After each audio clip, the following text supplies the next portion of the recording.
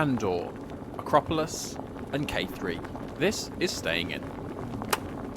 Well, Happy New Year, everyone. Welcome to 2023. We've made it. Oh, yeah. Yep. Yeah. Wow. Well, to give you a peek behind the curtain, we're recording this in 2022, so we might not have made it. So Sammy's being mightily presumptuous here. but yeah. unlike last year, Pete is here. Yeah, he is. Yeah. Yeah. There was a serious worry that Pete wouldn't make it to 2022.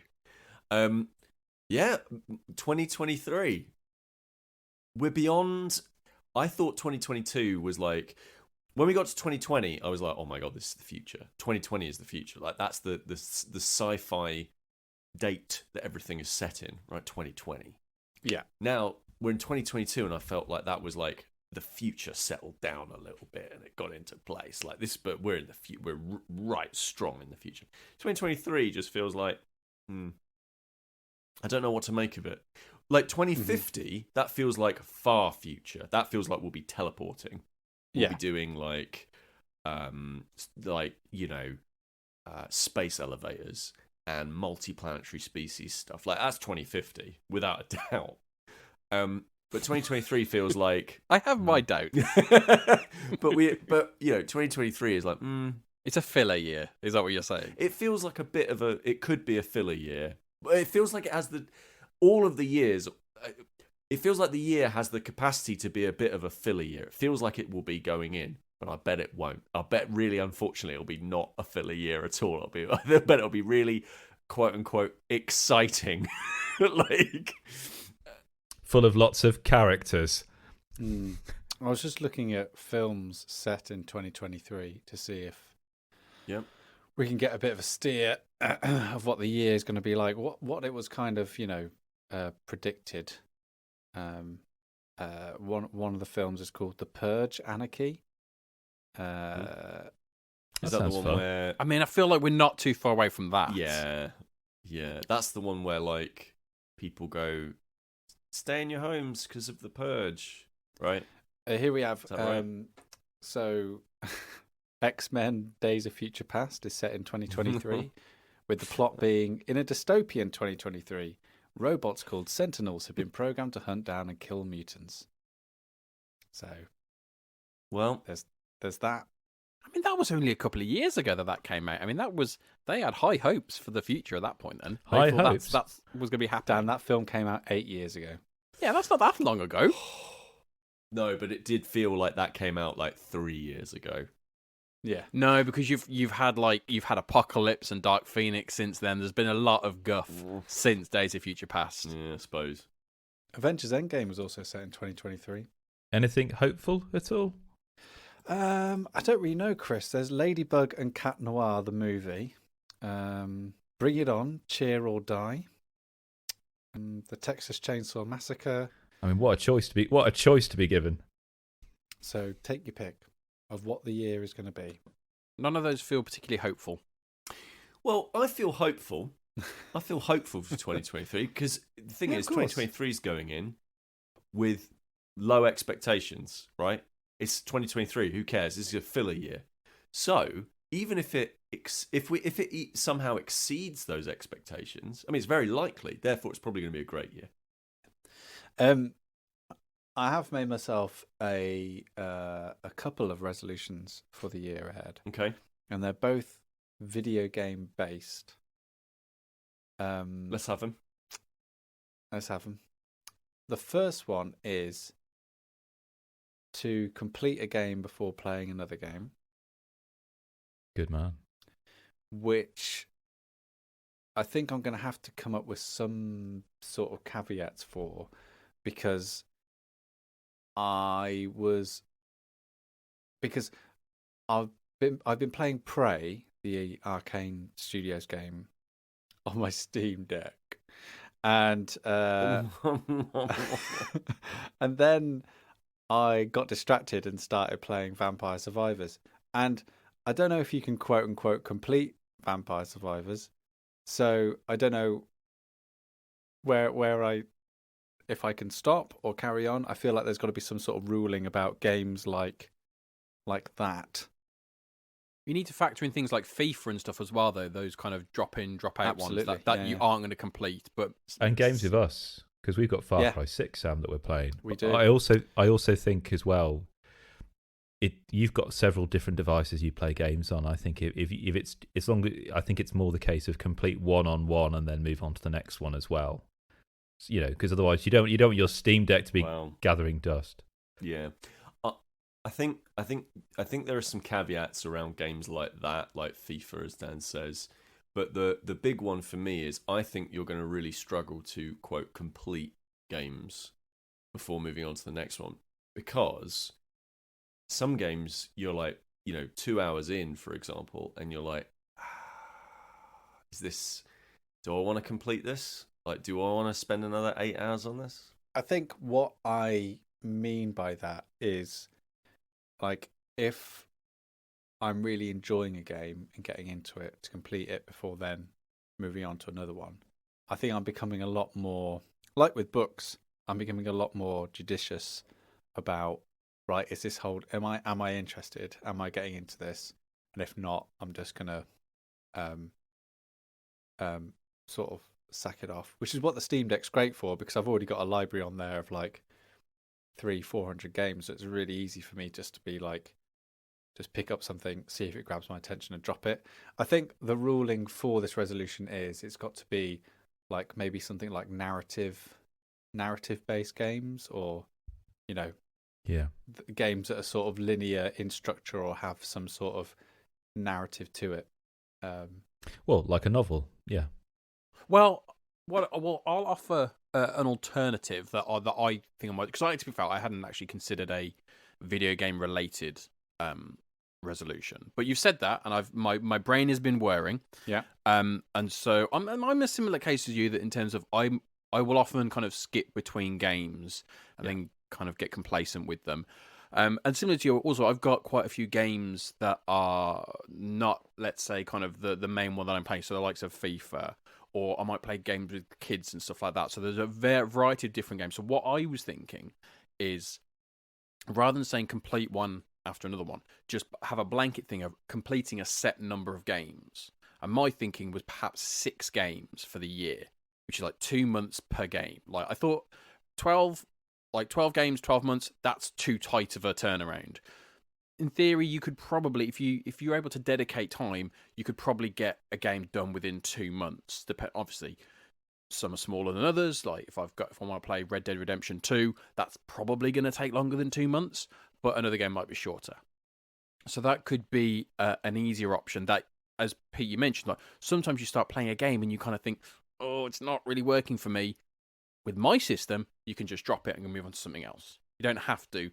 Obviously, you're kind of getting rid of that as opposed to saying I'll come back to it, but you can make that decision of like, I'm not going to finish this, so let's move on. I've got like a load of games on my kind of pile of shame that I've not played. Unfortunately, some of them are very, very long. I've got Red Dead Redemption 2. I've got The Witcher 3, which is just getting its PS5 upgrade. I'm like, oh, that's going to take me a long time. But I think that could be perhaps my video game resolution, to play complete 6 games over the course of 2023. Do it. Well, I know I could do that, because throughout the year I've been tracking I've been trying to build up the habit of playing games more often. So I know that I at least do 10 hours a month. So that's enough to complete. That's 120 hours over the year, at least minimum. So I know that's enough. My other one is, I think, the one that I'm going to struggle with the most. And it came to me after I ruined Tunic for myself. Basically, next year I'm not going to look at any guides or walkthroughs for any game that I'm playing. That's very brave, because that is extraordinary. That's an interesting reaction, actually, from you guys, because I did look at a guide or two on Tunic, but it was very much a kind of like, I haven't done this in years. Like, I don't look at guides. I've never even, not since I was young, and you would get a proper walkthrough online that you have to read through the whole thing of like, oh, that's the bit that I'm at. Let's read how I do this. I never do that. The one that does it for me, that I've done, I did it a fair amount, was when I played Assassin's Creed Odyssey, because there were so many bits in that. Even though that game is holding your hand at a lot of different times, because it's open world, there's just times when you're like, where the hell is this? Like, where is this one thing meant to be? And you spend the next, 30 minutes wandering halfway across the map to figure out, oh, it was actually that place where you were previously. Yeah. I know that it's probably going to lead to some frustration. The caveat is that I can ask someone who's played the game for help. Nice. But I can't go to an online wiki. Basically, I was playing Tunic and really enjoying it and didn't look at any guides or anything. And I basically got to the point where I was and I think this actually is a flaw in Tunic's design, that I got so frustrated with it that I was just like, oh, I just want to know how this is completed. And I found out how you get the good ending in Tunic, and I was like, if I discovered that all on my own, this would be my favourite game of the year.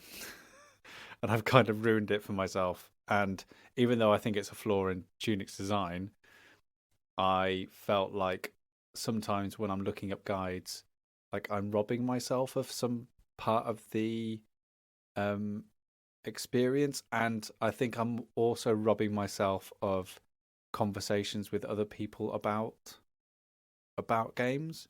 Like I played through Inscription recently, which actually is one of my favourite games of the year. And I couldn't get the Inscription is broken up into 3 acts, and I couldn't get past the first act, and it was really, really frustrating. But it was like it wasn't clear how Inscription is kind of built. It's not actually clear in the game where the progression markers are. There's not that much feedback in terms of, oh yeah, you're going in the right direction. And it turned out that I just hadn't used an item because I just never needed to use that item. But I had to use that item in order to progress beyond the next to the next act. And it was such a joy to like have a conversation with someone who played the game and like talking about how frustrated I was. And they were like, huh, have you tried using this? It's like, no, I've never needed to. And they're like, just give it a go.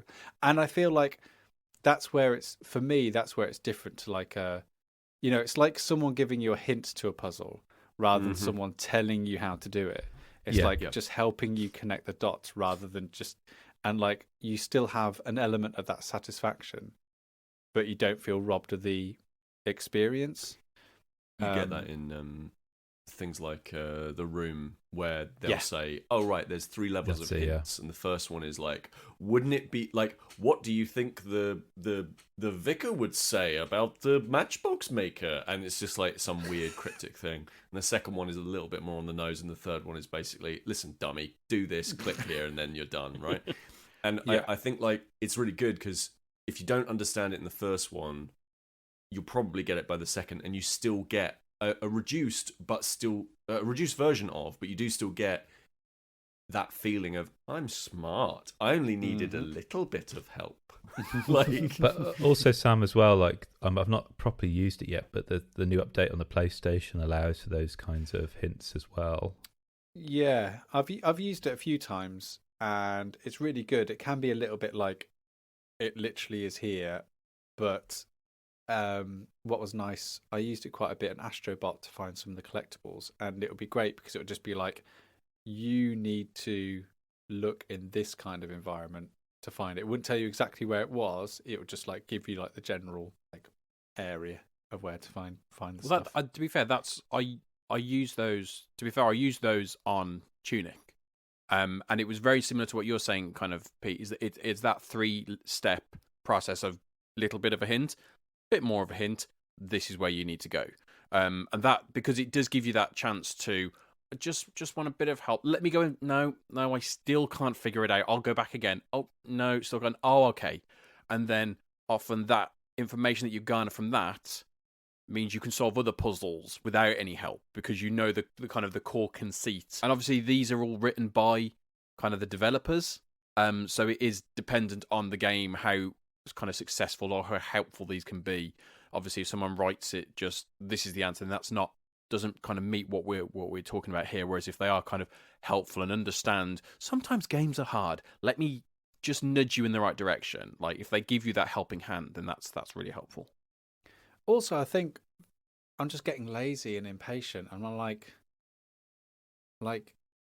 Rob. I think I'm just become so used to just I have no idea where I'm going. YouTube.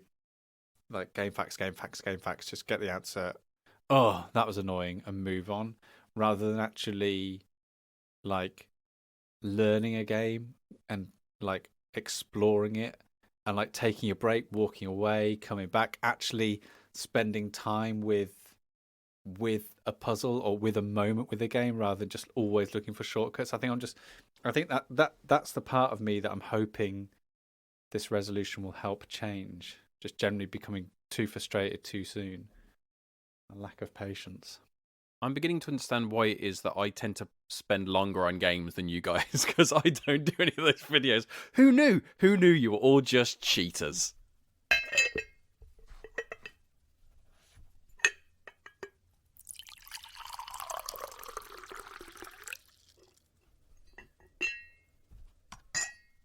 So, Kris and I had another little while the football was on, the big football, the big sad. Oh, I didn't even know it was on. Sad? Yeah, it was really sad, Peter. Well, it wasn't the outcome that the nation was wanting. While that was on, Kris and I got together and we played some games. Can you imagine such a sight as that? I can. We had some fun. We played a new Helvetiq game called K3. Love that game. Which is a really interesting programming game about building cooperatively but against each other, building a small mountain together out of these wonderful little blocks. Yeah, coloured wooden cubes. It was almost like I would say chess crossed with like Connect 4. Yeah. Very abstract, but there was something quite nice about the fact that every game ends with something of a pyramid being built. And there are some really nice nuances there in terms of how you start. So you start off each with a pyramid of blocks. And that's set in stone, pun intended, in terms of that order, because you're thinking about, okay, right, which blocks do I need to... I can't have a certain grouping together because that will minimise the chance of me being able to go. Because if I can't go, I lose the game instantaneously. And there are some neutral blocks there that act as wilds. Mm-hmm. So do I clump them together? Do I save those to the bottom of the pile when I get to them where I can kind of make things easier for me at the end? Or do I put them at a little bit at the beginning so I know I can at least get through to that end point? So there's a little bit of kind of forethought there. Sam says it is programming, but it was just an utter delight. When you say programming, what do you mean by programming? You have this central row of these coloured blocks in the middle of the table, and then you each get a random selection of different coloured blocks. And the aim of the game is for you to take blocks from your pyramid and put them on a block that's the same colour in the central pyramid that you're building. So where the programming comes in is the first thing you have to do in this game is build your pyramid. So you're building your pyramid with the knowledge that you need to almost program it so you will be able to place the blocks at the bottom by the time you get to them. Otherwise, you're like laying traps for yourself in future turns. Does that make sense? Yeah. Okay. Like Colt Express to a degree, where you put down your order of cards. You've got your own deck you're putting down, but you're also trying to work out what the other person's going to put down. Yeah. The difference here is that usually those cards are kind of put face down at certain instances, whereas actually I can see Sam's pyramid, he can see mine, so I know what ones he can draw from, and I can be strategic in terms of which blocks I choose to play, because I know he's only got a certain choice left to play. So you could start off the game with lots of like reds and green and like black spots in front of you to put stuff down. So you're just like, right, I'll put them at the top of the pyramid because I know I can play those. And then as you're working through, right, I'm going to need to start getting rid of these blues at some point, but I can only do that in the later game when those become available. So I'll put them at the bottom, so then I can play them on a later turn. So it's and it comes in this wonderful little like Hessian bag. It's a real good chuck in the backpack game. But the one game that I think Kris and I enjoyed the most was Akropolis, which you may have already heard about. You may have I've already heard of seen. this. Yeah. Not least because it's award-winning. Yeah. Who's it from? Gigamic. And it won the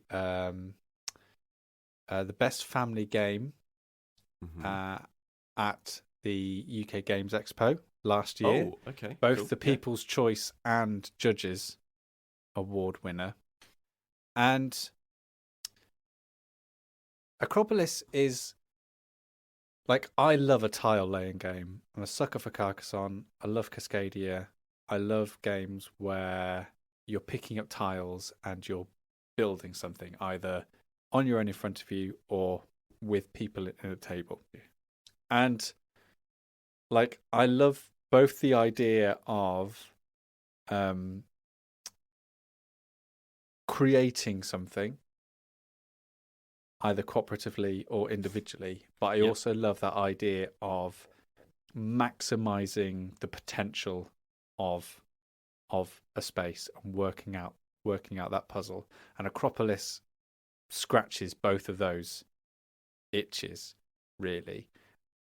I think one of the things I loved about it most is that to learn the rules, I watched a 7-minute video from a couple of 7-year-olds in America explaining the rules, and I feel like hello dum-dums on the internet, we are 7-year-olds, here's how to play our game. It's hard. That's amazing. That's incredible. I really admired their like both enthusiasm for the game, but the fact that just like, well, okay, I really can't mess up this rules explanation.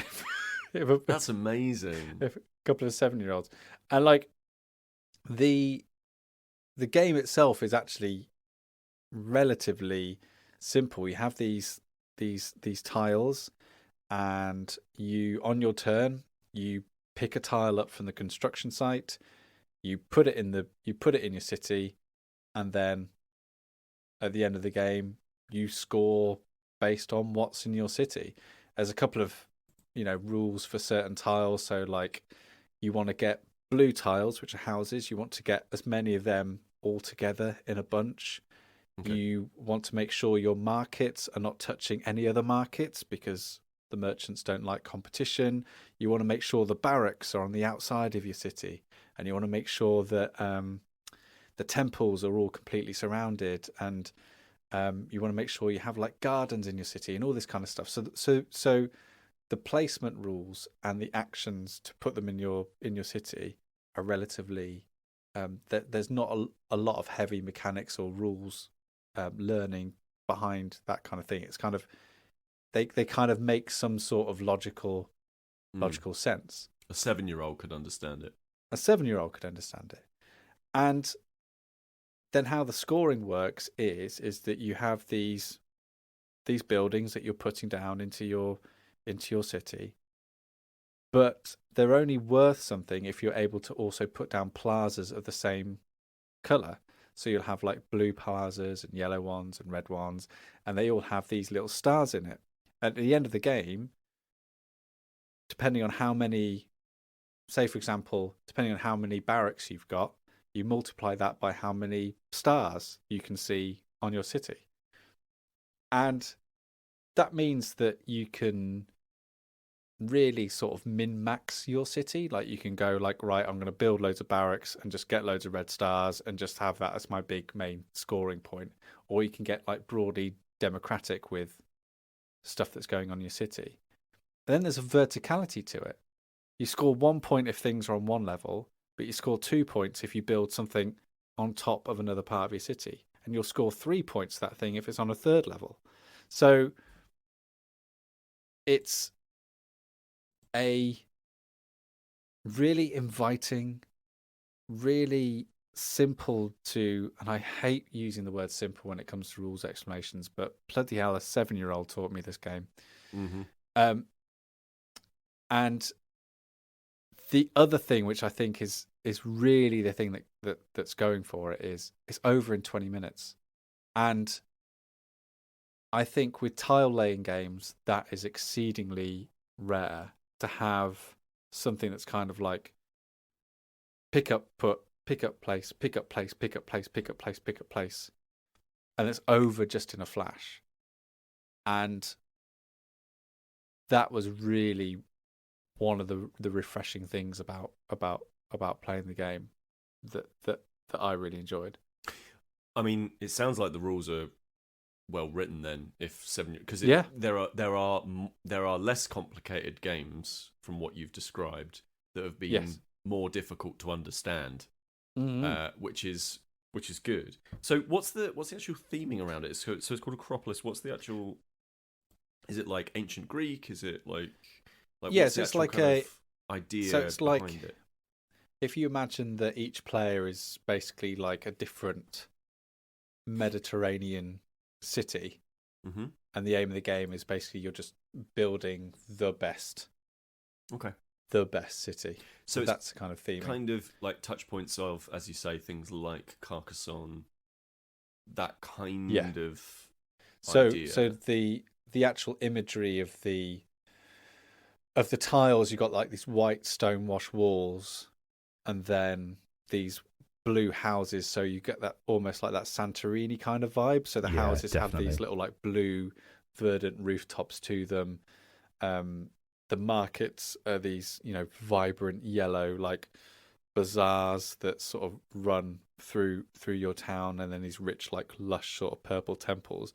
So it is very evocative, and I think that's one of my favorite things that a tile laying game has to be is at the end of the game, win or lose, you should be able to look down on the table and go, I've created, like, it feels like I've created something here. Like when you finish playing Cascadia, you really feel like you've created a habitat. When you finish playing Carcassonne, you really feel like you've created a city. And it's the same with Akropolis. You really feel like you've created something quite special on the table, and you've done it in under 20 minutes, which is probably, I think, why it won all the awards of Best Family Game, because you can put it on the table, easy to understand, and over within 20 minutes, you're onto a winner. And that's the key, really. Like, you can play this game like really kind of strategically if you wanted to. I mean, essentially playing the game, you can kind of think very carefully about the colours and where you position them, because what I love is that agony about, okay, I need to overlay to get points, but I don't want to block certain colours.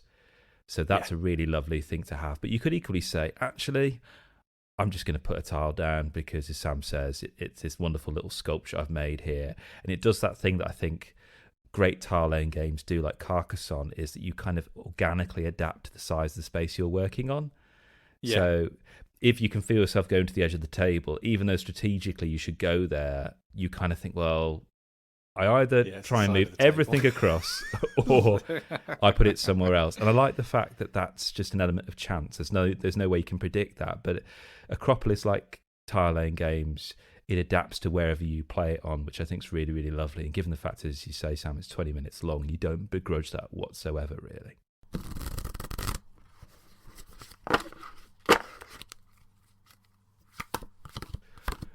Can I talk about what for me was probably, I think, maybe my favourite television series of last year? Cool. And I thought let me have a look. Hold on. Here we go. Cool. Hold on, Chris. Not set in 2023. There were some really good TV shows last year. There were some absolute belters done. Let me give you my list of the TV that I enjoy, because I always keep a list every year of the hot things I enjoyed, be it TV, video games, books, movies, or board games. And my best of 2022 was Dopesick, Only Murders in the Building. Very good. Very good. The latest series of The Marvelous Mrs. Maisel, Arcane. Oh, yes. Ted Lasso. I know that's not 2022, but this includes stuff that I watched for the first time in 2022, Of course, which includes Succession. But is what you're going to talk about included on that list? No, it's not. Ooh. Ah, Partly because I don't have Apple TV, so that knocks off some. all right, okay. Yeah. This came really left of field for me because this is actually a Star Wars television series. Oh, I know you're talking about. Right. No, because and you're quite right to react like that because they have done some absolutely awful television They've series. done some stinkers. Some awfuls. And I think we are in this genuinely in pop culture now. And this isn't just a Star Wars thing. It's kind of any kind of mainstream geekdom, quote unquote, universes where when you've got a universe that's been around for a while, this is why the comics industry was so pressed. They understood this, where they felt that actually, hang on, we need to bring in new viewers. We'll reset. Sometimes we'll do that because we realise we've got a young audience now who don't want to try and find their feet with a saga that's been going on for years and years and years. Let's start again with them. You know, with the Marvel Cinematic Universe starting in 2008 and the Star Wars universe starting in 1977. I mean, I came into them through the prequels. There'll be people above me that came in, obviously, through the original trilogy, as it were. There'll be people now coming into it through, I don't know, The Mandalorian? I haven't got a clue. So the challenges we're facing is that what we tend to find is this schism when we do universes where we'll make part of that universe for the kiddies. They can watch that, and then we'll have something for the grown-ups. But the problem is, with something like Star Wars, there'll be those adults saying, well, I just want it to go back to the kind of space opera, capers of the films. And you'll be getting those saying, oh, we need Star Wars to grow up, And you kind of see that in series like Obi-Wan Kenobi, where he breaks a person out of prison by hiding them under his cloak in one episode.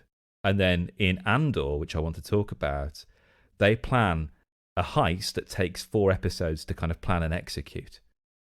And there seems to be this really different kind of approach here. Obviously, both have their roles, but what I mean is that these kinds of series in Star Wars have kind of not known where to sit tonally and in terms of their audiences. And the Book of Boba Fett was awful. The Mandalorian was great until it started to knit itself into the Star Wars universe. And actually what tends to work really well is when you can, it's a big universe. It's a galaxy, for God's sake. Why does everything have to come back to this kind of stuff? The reason why Andor has been my favourite series from Star Wars is because it's barely knitted to that fabric of that universe. It features a main character from Rogue One, which we did talk about on the pod, who was kind of forgettable, really, to be honest. And somebody who I did not want to see a backstory for, and then I wasn't really excited about this series being launched. But then I find out that the showrunner is Tony Gilroy, who wrote the Bourne films and was brought in to kind of work on Rogue One towards the end. And this is a political spy drama.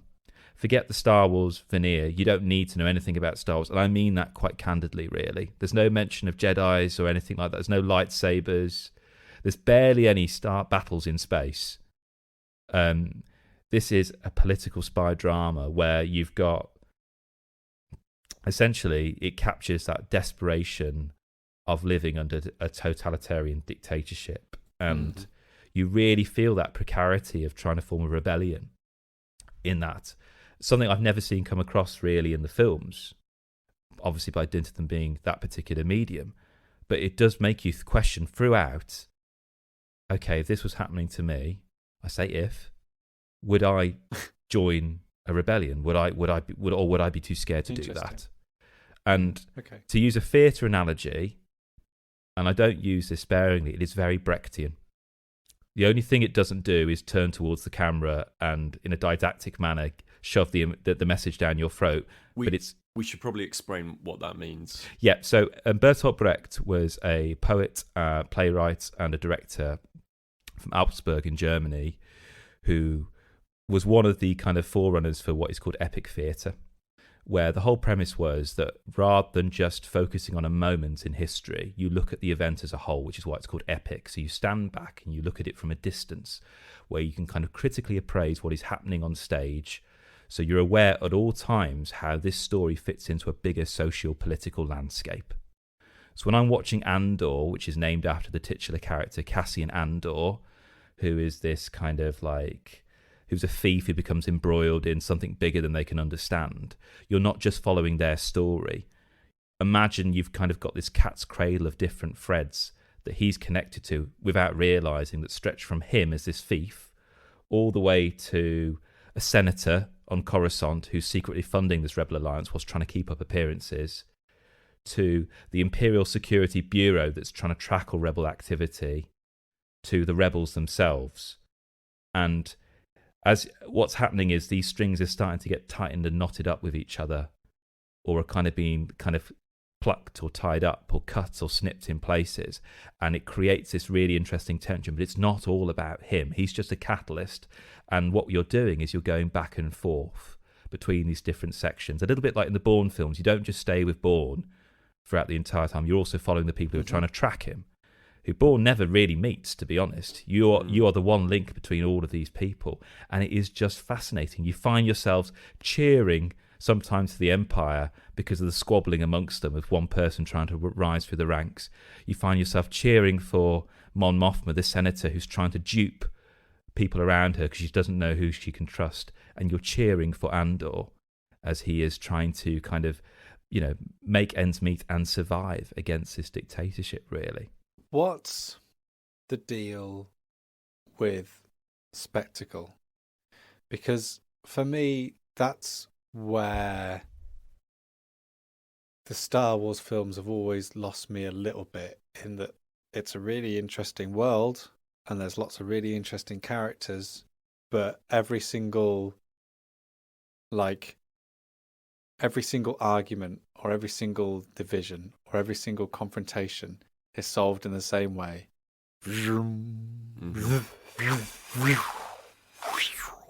Like, it's all just solved with spectacle, and there's no, you know, nuance or character. That's just, can we get this person into a lightsaber battle? Probably this is how we'll do it. Like, does it not just all end in a big battle? I can, because I've watched Andor as well. I'd probably say a lot of the things that Kris has said. I'm not a kind of a Star Wars kind of fanatic. I've watched the films, the kind of the core films. So I watched when I was young, before the prequels. I'd watched all of the original trilogy, prequels, and obviously the newest ones. I've never really watched any of the TV stuff, so never watched Clone Wars or anything like that. I watched maybe an episode of Mandalorian. Never really interested me, but I kept hearing these things about Andor. I'd watched Rogue One, is probably the only one outside of the main canon of films, and I really, really liked Rogue One.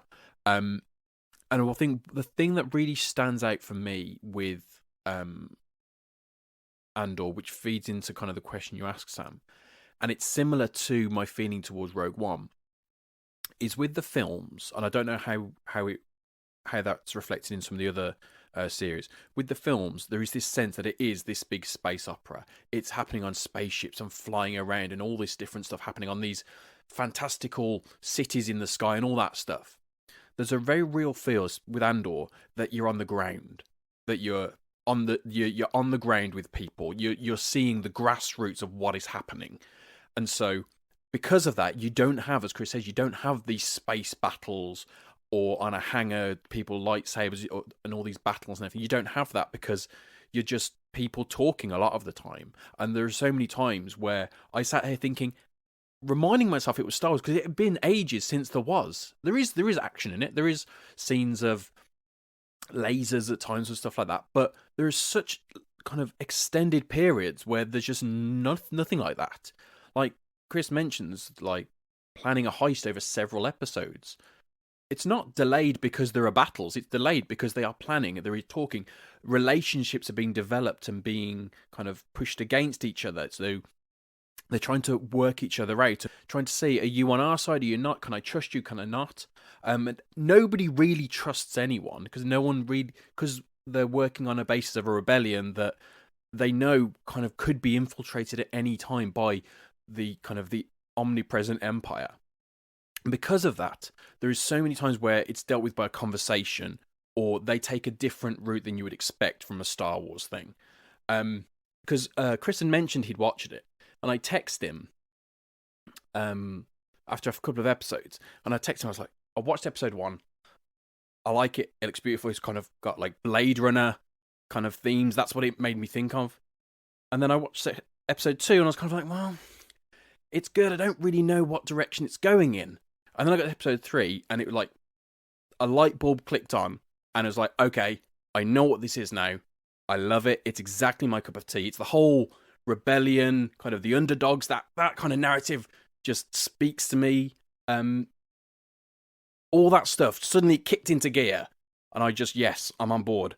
But what I love about the whole rebellion side of things is that it talks about it as a rebellion isn't just this one group rebelling, which is what you get from kind of the Star Wars films. You get from all these different places when they talk about that kind of story. It's one group's fight. Yeah, black and white. What you see here is that a rebellion is created by several moments in several different places, and they all start to connect.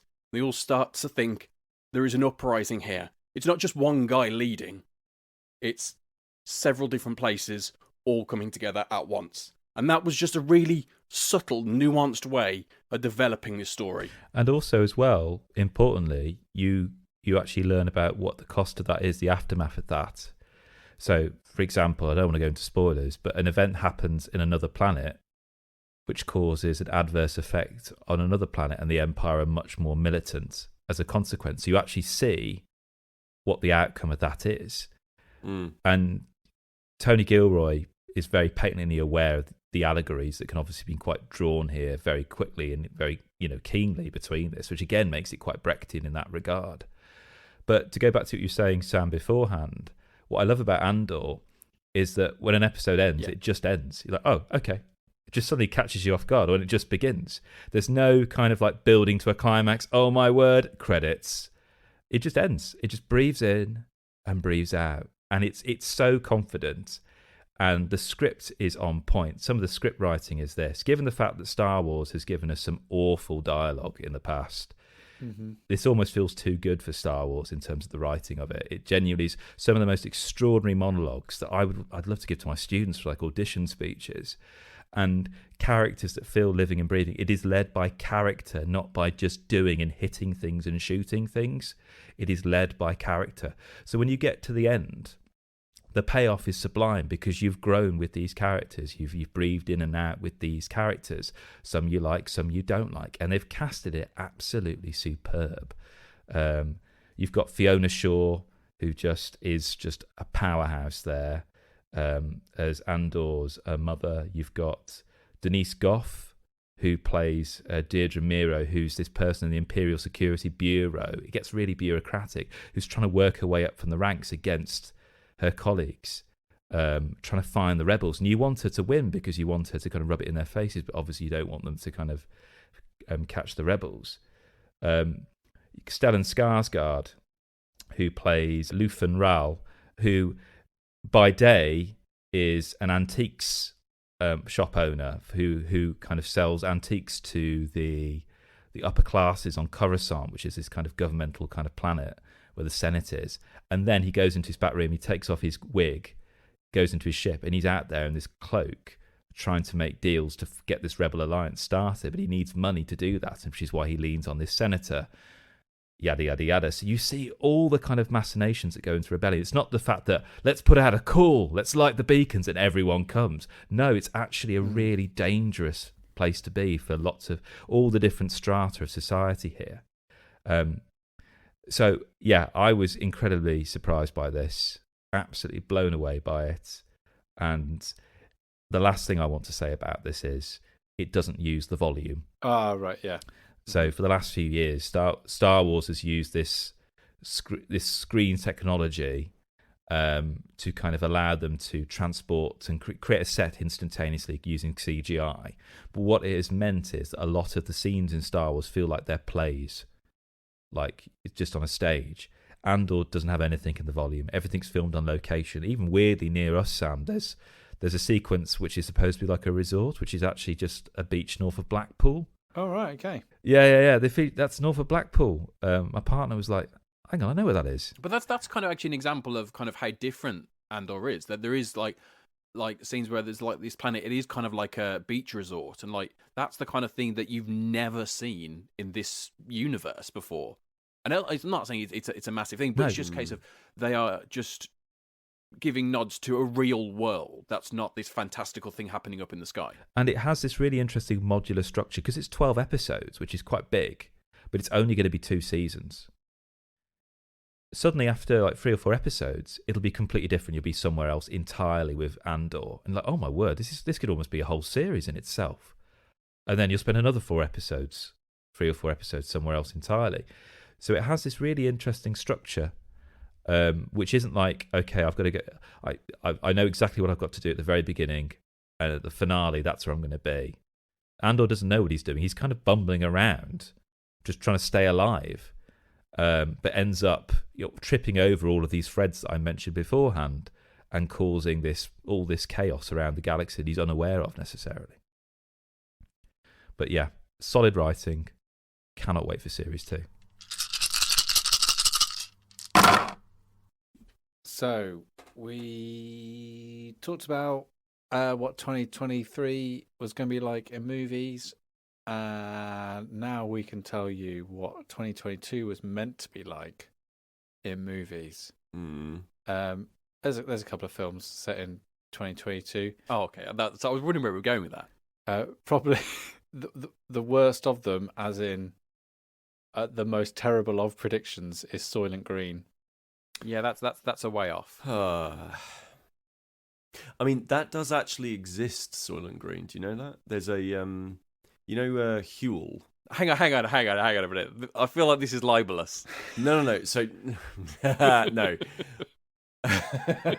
So, there was a competitor to Huel that was called Soylent, and it was named after Soylent Green. Oh my God, what's wrong with people? In this, well, because Sam, these are the same people. Okay, these are the same people. Like people like Zuckerberg, for example, that read things like Snow Crash, where they invent the metaverse and go, "Oh, that's a great idea," and just don't understand the rest of what happens. Like, oh, what? They literally read that one page. They read, yeah. Here is what the metaverse is. Stop Brilliant. reading there. Don't need to read any more of that. Like, let's just move on. You know, it's things like that. This circle book sounds great. It just honestly. So yeah, like Soylent does exist. It isn't people. I want to make that expressly aware. As your lawyer. Yeah. As your team of lawyers. As your team of lawyers, please make it expressly aware that Soylent is not people. That the Staying In podcast does not believe that Soylent is actually made of people. If you had to be represented in court by someone, who would represent you? What, out of us? By a fictional lawyer. A fictional lawyer, yeah. Don't just mention your mate who studied law at uni.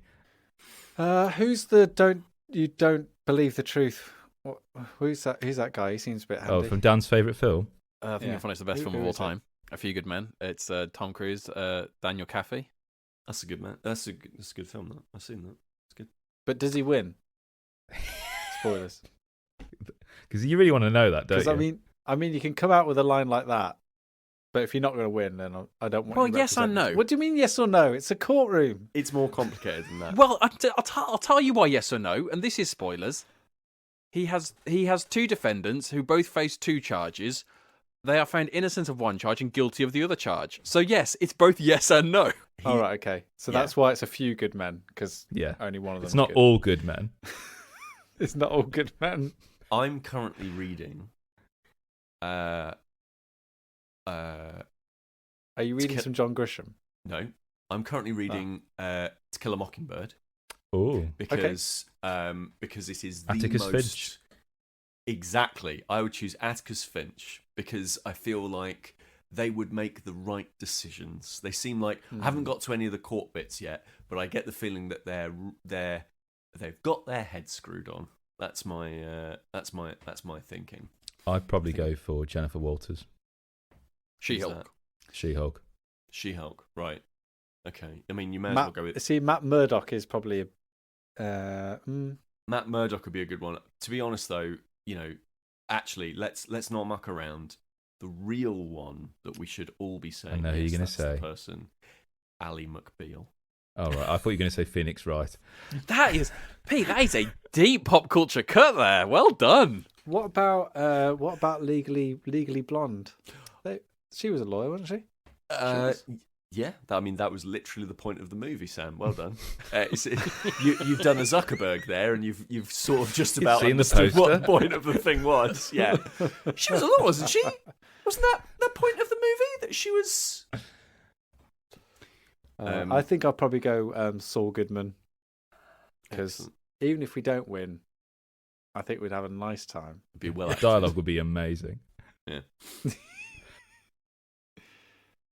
If you'd like us to represent you, then please email. Please rethink your life choices.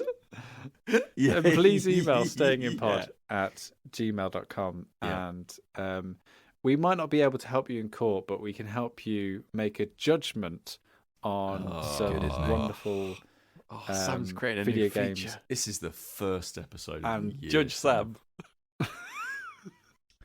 We can help you pass judgment on board games and video games that you might like. If you'd like to see those pages where we've made those calls, then you can head to Board Game Geek and you can head to Steam, where we've got curated pages of all the video games, all the board games we talked about. They're not just guilty pleasures. They're all absolute bangers. So, yeah, head to there if you want some recommendations. No All one right, pick then. up. That's it. I think we just end it there. No, Pete. All right. Because there's lots of other things that people could do. If they want to contact us, they can do that through, as you say, Staying in Pod on Instagram, Twitter, Yes. Facebook. Staying in Pod, I think, is the name everywhere we go. People, you'll find it. It's all there. It's all there. It's all absolutely. So if you want to send us your Judge, we'll workshop the name for Judge Sam. But Pete investigates any questions that you have or recommendations. We'd love to hear them. I'd go for Turner QC, like that. It's not QC anymore. Isn't it?